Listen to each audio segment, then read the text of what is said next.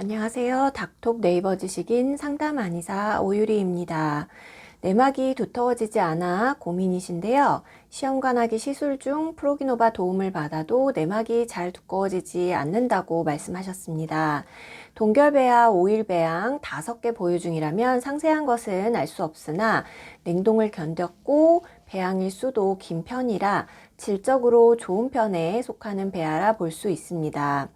배아의 상태가 좋을 것으로 예상이 되나 내막이 얇은 편이라 착상력에 대해 좀 더 집중하여 준비하고 배아 이식에 들어가시기 바랍니다. 예로부터 착상은 신의 영역이라는 말이 있을 정도로 한두 가지 약물로 개선되는 것이 아니라 철저한 준비가 필요합니다. 시험관하기의 착상 성공 포인트는 호르몬 요법 없이도 건강한 내막 재생이 가능해야 한다는 것입니다. 그것을 위해 자궁 내막 강화 치료가 이루어져야 합니다. 내막 두께가 어느 정도 기준점에 이르지 못하면 이식 자체가 불가한 것은 맞지만 그 바운더리를 넘어서 이식을 했다고 하더라도 내막 두께만이 착상력을 결정하는 것은 아닙니다. 안정적인 착상을 결정하는 자궁 내막의 3대 요건은 탄탄하고 두꺼운 내막 두께와 충분한 혈류 공급 그리고 착상유도 물질의 원활한 분비를 전제되는 상태에서의 착상 과정이 이루어져야 한다는 것입니다. 착상 과정이 이루어진다라고 표현을 한 이유는 이러한 내막의 환경이 좋다고 하더라도 면역학적으로 배아가 내막에 충분히 수용 과정을 거쳐야 임신 성공이 가능하기 때문입니다. 이식 전에 내막 두께가 얇다는 진단을 받는다는 것은 아직 착상의 제1조건도 충분히 만족하지 못한다는 뜻입니다. 프로기노바 복용 시 호르몬제 복용 전보다 내막 두께가 약간 더 두꺼워질 수 있으나 기본적으로 자궁의 착상력은 호르몬제를 복용하지 않았을 때 자가적으로 내막이 두꺼워지고 좋은 구조가 나타나 배아가 찰싹 달라붙기 좋은 환경으로 나타나는 것을 의미합니다.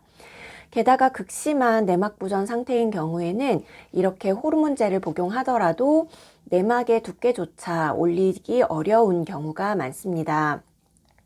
만약 바로 이식이 진행되는 것이 아니라 2, 3개월 정도 내막의 두께 개선이나 자궁 내 환경이 나아진 후에 이식이 가능하다고 하신다면 더더욱 착상에만 집중한 치료가 필요한데요.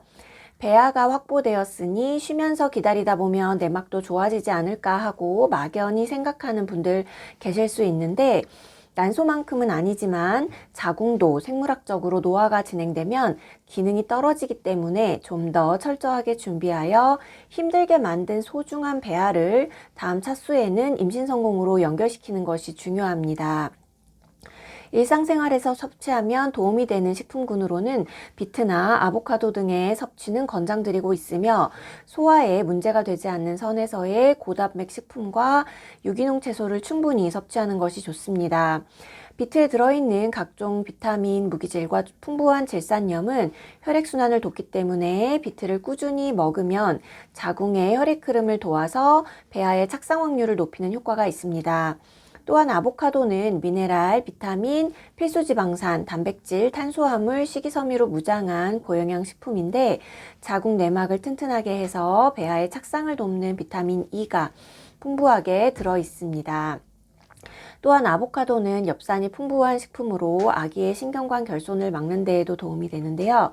얇게 썰어서 샌드위치 재료로 넣거나 올리브유를 사용한 샐러드에 넣어서 먹으면 먹기도 수월하고 자주 섭취가 가능합니다. 그 외에도 배아 이식을 앞두고 많이 물어보시는 식품으로는 포도즙이나 석류즙, 당귀차, 작약차 등등이 있습니다. 포도즙은 항산화 성분과 비타민이 풍부하고 달콤한 맛으로 먹기 편해서 많은 분들이 즐겨 찾는 것으로 생각됩니다. 많은 경우 드셔도 무방하지만 당뇨를 앓고 있거나 과당을 지나치게 섭취하는 것이 문제가 되는 비만 여성분들에게는 권유해 드리지 않습니다. 석류즙 또한 항산화 성분이 많고 난소를 튼튼하게 한다고 알려지면서 많은 난임 여성분들이 선호하시지만 유사 여성 호르몬 성분의 함유로 난소 물혹이나 폴립, 자궁 근종, 자궁 성근증 등을 가지고 있는 분들께는 장복하지 않도록 하는 경우가 많습니다. 당귀차와 작약차는 한두 가지의 한약재를 달여서 만든 한방차인데요. 여러 가지의 약제를 수치하고 정량으로 처방하여 만든 한약이 아닌 단방 제제이기 때문에 마찬가지로 난소와 자궁질환이 있는 여성에게 장복과 과량 복용을 금하고 있습니다. 그리고 일반적으로 착상에 도움이 되는 영양제로는 오메가3나 혈류 개선을 목표로 하는 제제 등을 드시는 경우가 많습니다.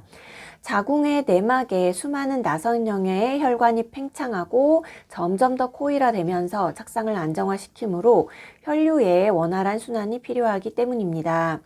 단 혈전검사상 수치 이상으로 아스피린을 복용 중이거나 헤파린 성분의 주사를 맞고 있는 경우에는 중단하시는 것을 권해드립니다.